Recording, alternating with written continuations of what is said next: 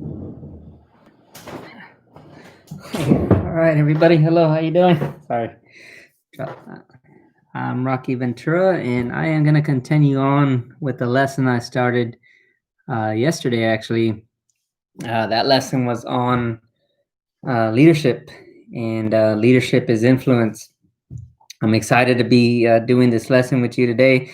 So I got a lot to cover. We're going to take about 15, 20 minutes this session. If you want to stay along with me, or you can catch up, watch it later as I'll post it. But we want to continue on. And so what we were talking about yesterday was that leadership is influence. And I asked a few questions just to get your mind started on what leadership is. And we're going with the definition that John Maxwell gave. And John Maxwell says that leadership is influence, nothing more and nothing less. And I really like that definition. When you think of leadership and it being influence, it's your ability to influence someone. And so one of the questions I posed was, what things could happen in your life if you improved your leadership? We talked about personal life. If your leadership was improved in your personal life, what could you do, right? If you were able to influence your children, your siblings, your parents, could better things happen for you, right? Would you think that positive things could happen for you if you could positively impact those people around you? What about at work? If you could just influence people at work, think how things would work in your favor if you could positively impact them. So I think we can agree that there's a lot of things that can happen if you positively used your influence to work in your favor. Hey, let's take a examine this statement here. The world becomes a better place when people become better leaders. How many of you have ever heard people say, man, I wish people would just get better, right? You look in the news and you see people doing things that you disagree with, right? What you're saying is you wish they could lead themselves better, right? That they can leave a more better influence. You remember when you were little now, your parents said, don't hang around that person. They're a negative influence to you. Regretfully, I remember people saying that of me. I was not such a positive influence when I was younger. I used to hang out around myself in bad crowds every now and then people would find that about me. And so when their children would come and hang out with me, they'd be like, don't hang around with him, he's bad news. So hopefully making atones, those parents are now looking at this video, and I hope they think otherwise. But really, though, influence, right? I mean, leadership and influence. In the book, The 21 Laws of Leadership, John Maxwell is known for his leadership. One of the laws, there's 21 laws in there, but in one of those laws, he says that your ability to succeed in life is capped out at your leadership ability. So say, for instance, you are a boss at your work, you're a supervisor or something like that. That the ability for your subordinates to grow is going to be capped out at your ability to lead. So let's say on a scale of 1 through 10, maybe you're a level 5 leader. Well, John Maxwell would say that your subordinates will likely be a level 3. You know, whoever's at the top, if they're a level 5 leader, then, you know, the subordinates will probably be a level 3. And so what John Maxwell is saying is that the organizational leader, the subordinates, that leadership is only going to go as high as their highest leader, because their ability to influence. Okay. And so we're going to talk about a little things. I'm going to ask you a few questions here today just to get your mind thinking about leadership. So I think we can, from my first lesson last night, and then carrying on to today, that leadership is influence, and that influence can do a lot for you. Why don't people develop as leaders? Why do you think that people don't take the time to develop themselves as leaders? Well, some of the reasons you might be thinking is the old, well, I'm not a born leader. I'm not a natural leader. How many of you think that that's the case, that the reason you're not able to lead is just because you think that leaders are born, right? I used to think that when I was younger. I used to see people, I used to think, they're just natural at it. When I was younger, people would take positions, which at that time I thought leadership was a position. Later, I come to find out it wasn't. Um, but I used to think of leadership like that. So if someone had a position and they were doing good in it, I would say they're natural leaders, and I would kind of say, well, they can lead because they were born to do that, right? But what we come to find out is you can actually grow your leadership, and just by watching this video today, you can do that, right? You can grow and lead yourself. So you need to start with yourself first, but then you can grow to start to lead others. And here's another one. A title and seniority will automatically make me a leader. So maybe the reason you don't step up at work, the reason you're just like everyone else and talk negative about the company, is because you're not a boss yourself, right? You're like, wow, when I become a boss, and I'll worry about that leadership stuff. So you think that title and that seniority will automatically make you a leader. This is what people are saying now. Okay. What about this? My work experience will automatically make me a leader. So you think just because you got all the experience in the world that you're automatically the top dog, right? That you're the leader and people are going to want to follow you just for that. Or just say, well, I'm going to wait to get a position to start developing as a leader. So again, the reason that you don't, you don't develop yourself as a leader is because you're just waiting for that position. It's like, well, until I get that position, I ain't going to worry about this leadership stuff. So this is why some people don't grow as a leader, because, you know that leadership and influence can impact you, positively impact you. In fact, it's good for you. But so these may be some excuses now that you think, and then some of y'all just might not know how to grow as a leader, right? You might not realize that it's actually a skill set that you can develop. And so which one of those reasons did I give a while ago, or maybe others that I didn't give, that you fall under? Go ahead and think about that for a little bit. Maybe you fall under one of those categories. All right. Just a few things I want to share with you about leadership and those questions we just talked about. Everyone influences somebody. All right. Don't get under the idea that you don't influence anybody. You influence somebody. All right. Even going to work, the minute you decide in the morning you honk at someone, you've just influenced their day and they got mad or angry or something, right? The minute you yell at your children or your parents yell at you, if you're the child, you've just influenced your day, or they've influenced your day, right? Let's see here. The minute you decide to pick up, so say you saw a piece of paper on the ground, something as simple as a piece of paper on the ground, and you chose not to pick it up.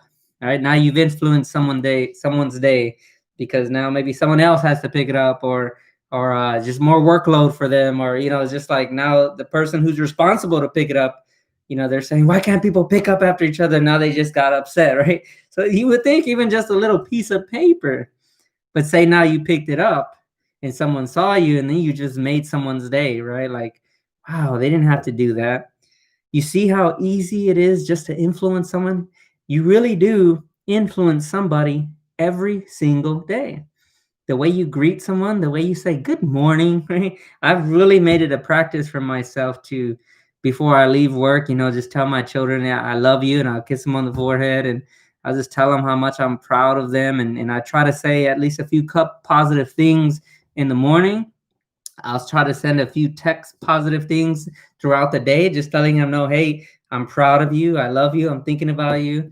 And then coming home from work, my kids got this habit of, they developed this, I guess, tradition, when dad comes home, when I come home, my kids come see who's the first one to give me a hug, and all of them do this. Now, my 17-year-old, she's a little more reluctant now, but she still does it though.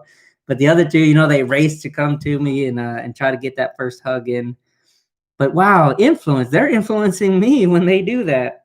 So let me tell you just an insight about influence. You're always influencing somebody, all right? By not saying anything, you're still influencing somebody. I can go on and on. You're always going to influence. So that's the first thing I want you to know about influence. The second thing is, we don't always know who or how much we influence. All right. I mentioned, the other day, you just picking up a piece of paper, Hey, someone says, I saw you pick up that paper, and I just want to say thank you. All right. Someone says, I saw you do this. I want to say thank you. Or, about 3 years ago, you told me something. And I'll look at someone like, and I mean it with all due respect. I don't remember saying something to that person, right, of that nature that they're saying I said. But they might call me out and say, you said something to me, and it stuck with me. All right, now I'm giving you all the good ones to make me sound good, right? But I've said some bad things too, right, to people, and maybe they remember that too. All right, positive, negative, you're always influencing people. So we don't always know who or how much we influence someone. All right, maybe you've sat in a classroom and then a teacher told you something, and it's just always stuck in your mind, and they have no idea how much they impacted you. Or maybe your parents did something to you. Maybe they spanked you or something, and it's always just resonated in your mind, like, man, and you've never been able to let it go. And probably that person or your parent, they probably don't even know that you feel that way. And that's how influence works. You just never know who you're going to impact, who you're going to influence. And that's leadership, right? When you choose to take the skill of influence and use it towards a positive advantage, you're now positively leading an outcome. All right, this is what this training is about. It's about positively leading an outcome, making things more favorable for you. All right, intentionally. You're not wishing them on it. You're not like hoping, like, oh, I feel luck on my side, and it's not about that. You're taking control of influence just by choosing to say good morning, okay, hello, good afternoon, good evening. I hope you have a good day. You're just intentional about it. How about this? The best investment in tomorrow is to develop your influence today. What do you think about that? The best investment for tomorrow is to develop your influence today. And that's what this training is about. This is the last section that I'm doing. Section 1 was what is influence, and we talked about influence being leadership and leadership being influence. That they're one and the same, okay? They're one and the same. That's what we said in part 1. And in this one, I'm actually going to teach you a little bit more insights about what leadership is according to John Maxwell's material. So where are you leading someone now that you could expand your influence today? Huh? Where are you leading someone? Who are you leading right now? You have family, and I'm not talking about the accidental ones, although those are too, right? You can inadvertently influence someone just by the way you drive, but I'm talking about intentionally. Who do you have that follows you? Are you a parent? Are you a child? Are you someone's son or daughter, right? You have influence there. You really do. So think about that, who you influence, and we're gonna close out just talking about what John Maxwell calls the 5 levels of leadership. Now, he has a whole book dedicated to this. The material I'm drawing from is from his book, Developing the Leader Within You. But in another book, he also has what's called the 5 levels of leadership. And that's what we're going to go over today. Let me pull out this marker here, and we'll get started. I'm going to actually use a little board here, okay? All right. So here we go. You're with me? You're with me? I'm almost dropping this here. All right. So the first level, we'll call it position. All right, excuse my writing. Does that come out right now? I think when you see it, it comes out backwards, but maybe I would have to write backwards myself. All right, so the first level is position. And in this level, this is a positional level. So when you first inherit leadership, someone gave it to you, right? Perhaps you were born the senior of your siblings. That's a position, right? Your parents gave that to you. Perhaps you in a job. I know, I'm in the Army. I wear rank, so it's very easy for us to start off with positional leadership. Okay, positional leadership. And here people follow you because because they have to, right? I mean, especially if it's a work scenario, people are following you because they have to. At home, as parents, you have a positional leadership, don't you? Their kids follow you because they have to. If they don't, then you kick them out, right? Probably, or you say, hey, tough luck, right? My house, my rules. You've ever heard that saying, right? My house, my. I couldn't stand that saying. But yeah, this is positional leadership. This is the very basic of leadership here. All right, positional leadership. This is just basic stuff. People are going to follow you because they have to. All right. Okay. The next one is permission. And all right, permission. And here, yeah, this is not turning out the way I wanted it to because I see on the screen that it's flipped. But anyway, permission. All right, that's the next level of leadership. And here, people follow you because they give you permission for you to lead them. Now here, this is where people start respecting you. And so they feel maybe you can start off by positional, right? Like in the Army, I start off positional, but now people get to know me. Say I'm the new person, they're like, oh, he's my boss, but they don't know me. And then all of a sudden I start treating them well. I start treating them really good. And so now they give me the permission to lead them. They trust me. All right. They trust me. They like the way I treat them. I treat them with respect. And so this is the second level of leadership. And typically the second and third level are where people hang out. Okay. And we're about to go to the third one here. But, people will like me only for so long now. Right. And if and especially at work, people are only going to like me up until a certain point until I can't get the job done, especially at work, because when you're at work, you get paid to do something. So in other words, you get paid for a result. And so people are going to like me as a person. But as the next leader they need me to be in terms of getting results, I might not be cutting the mustard there, right? So this is the next level here, and we'll call this. So we're gonna keep going up here. So we got level 1, which is position. Level 2, permission. Okay. Now we're going to level 3, and level 3 is production. All right. So level 3, production now, people follow you because you get results, right? Maybe there's somebody at work, you've seen kind of this trend, right? Where, well, they started off in a position, maybe you were new or they were new. And then, you introduce yourself so they like you. Or you introduce yourself and now they know that you get results. So they're like, man, I'm going to follow this person. Now, what's interesting about level 1s and 2, the production, the permission and the production is what's interesting about those two is that from level 1, you can go to level 2 or 3. You can actually skip each other. Okay. So I'll give you an example. When I used to sell vacuums, all right, I followed that person. They had a position. They had a higher vacuum sales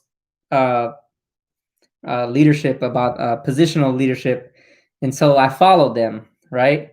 Now, at that point, I could either follow them because I like them as a person or follow them because they got results. And there were several people above me, so they had positional leadership above me. One person I followed because he was just very personable. He was easy to follow and like, and just funny guy, right? So I followed him, but the guy couldn't sell vacuum for nothing. I don't know how he didn't stay up there for long, but he was just above me because I was new. Right? He was a positional leader. But now the next person, I followed him because he got results. Now, he wasn't a nice person. This person was very arrogant, very cocky. That's the way he carried himself.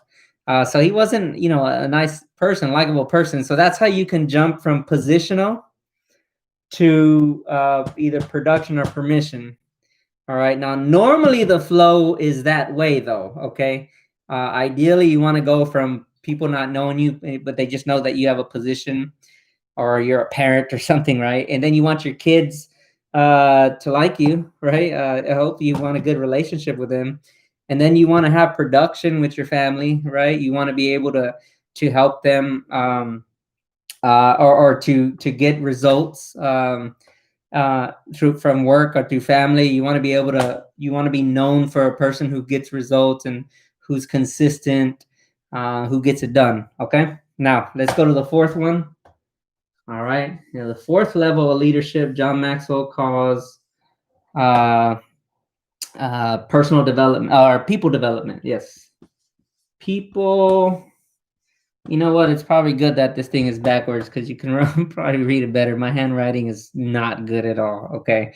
But people development now. Okay. This is where people now follow you because of what you do for them. Okay. So, number one, people follow you because of your position. Number two, people follow you because of who you are. You're likable, right? Number three, people follow you because you get results. But number four, people follow you because of what you do for them. Now, maybe someone helped you to achieve another level of phase in your life, or help you bring awareness to yourself, help you come out of a really dark situation. This is where level 4 would come in, right? They really, really helped you to do something, and now you're following them because you know as long as you follow them, they're going to do something for you and always help you. All right. So maybe you have a few level 4 people in your life. Maybe someone you read in a book somewhere, you follow them because, and you continue following a specific author or something because of what they're doing for you in your life. So that's how level 4 works. And a lot of people, this is like level 4 is usually the goal you want to attain, because you want to add value to people, right? You want to make a difference in their life. And so no matter what you do in your life, whether you're a parent, whether you're a sibling, whether you're a coworker to somebody, or just a friend, even a stranger, right? If you're adding value to someone, you can skyrocket right past these all the way through and start being a person of development, a people developer. That's number 4. And you can start gaining influence in their life. Now people are going to want to follow you because you impact their life. You're changing their life, and they're going to want to follow you. Okay? They're going to want to follow you. All right, now let's talk about the final level of leadership that John Maxwell says, and he calls this the pinnacle. All right, you see my wonderful writing there? I don't even know if I spelled that thing right. All right, so 1, 2, 3, 4, 5. Okay, but this is called the pinnacle of leadership now. And in the pinnacle of leadership, people follow you because of what you did through them to help others. You follow me? Number 4, people follow you because what you do to them. All right, you're helping them right now in this situation, and they know they can always trust you for your help, so they're going to follow you. But now, the pinnacle level of leadership, and not too many people achieve this status. Okay, this is one that the greats of the greats, will continually achieve this. All right. Let's say John Maxwell, for example. I'm in the John Maxwell team. I teach his material. So John Maxwell would be a pinnacle 5 for me, because what is he doing to me? He taught me, he changed me. So he was a level 4 for me. He was all these, right? He was a positional person. He had position. He was called the leadership guru. So position. All right. I gave permission for him to lead me based on what he did. Now, he didn't know me personally at the time, right? I followed. I wanted to follow him because of the results he got. The guy's named the leadership guru, right? Even to this day. And then he started to develop me as a leader. But now look at this, is the interesting thing about his level 5 leadership on me. I am now using his material to develop you. And so people follow you for what you do through them to lead others. All right. So I'm following him for what he does through me so he can lead other people. And that's when you start getting that multiplied effect. And so that's the idea there. You want to try to reach the pinnacle. Now, here's the funny thing. All right. every person, you start off at level 1. Okay, every single person, you're starting off at level 1. So every time you meet someone new, you might be the level 4 person in your organization, all right? But when a new employee comes to your organization, or a new family member gets introduced to your organization, or your home, sorry. Well, actually, you're supposed to run your house like a business. So I hear, there's a book out there that says that, and I've been meaning to read it. But when a new person comes into your life, you now start at level 1. And sometimes the cockiness inside of us, says, I'm a level 4, level 5, and you have the evidence to prove it, right? But when a new person comes in, they don't know that about you. So now you got to reset yourself, right? Let go of the ego, and you have to allow yourself to grow in that leadership position with them, if you want to. All right, this is all choice now, but we've already discussed the benefits of what could happen if you allowed leadership and influence to guide you and take you to new places you've never been before. So I'll ask you this question: who are 5 people you influence the most? I want you to think of 5 people in your personal life and 5 people, let's say, in your business life, or your hobbies life, or your outside life, I guess. So you got your personal life, perhaps family, and then you got your maybe your formal business side, or you work wherever you volunteer at or something. Who are 5 people that you have potential to influence? All right, think about that. Who are those 5 people? And what number would you put yourself in each of those? So now you got 10 people, right? The 5 personal and 5 formal business. Okay. Who are those 5 people, and what number would you give yourself? All right. For those of you that are parents, all right, you're a positional leader. So at a minimum, you're a 1. But now, are you a number 2? Do they want to follow you? All right. Are you a number 3? You get results with them, like you make them feel good inside, and so that they know that you can produce results, right? Are you a number 4 with them? Do you develop them in a way that they just genuinely say, yes, mom or dad, I want to follow you? All right. Do they come to you for advice, or are they going to Google for advice, right? I like to see that as a meter for me. I know when my kids come to me and ask me questions, I can validate what level I am at, right? Because I know that, yeah, and I'm not saying they don't ask Google or Siri now, right? But I at least feel good to know that my opinion matters to them. When they stop coming to you for stuff, you know, you might be telling you where you're at with them. They might not, they might not, well, I'll let you decide what that means, okay? But just consider that now. That's part of influence, right? You want your kids to come to you. You want your coworkers to come to you. Are you approachable at work? Have you developed a character about you that's easy to get along with? Or are you just so complicated? Everything has to be your way. You always got to be right. All right. Those are influencing people as well, believe it or not. Those actions, the need to always want to get the last word, the need to always feel right. I talked about in lesson 1, just to say, when you're in a disagreement with someone, just say, isn't that interesting? Isn't that interesting how this person doesn't like me? And just let that just resonate in your mind. Like, isn't that interesting? I must have done something to them. And then figure out a way to change it through influence. All right, maybe the next day you bring them you treat them to lunch or something, or you do something positive and uplifting to help them. Well, hey, this concludes the leadership is influence part.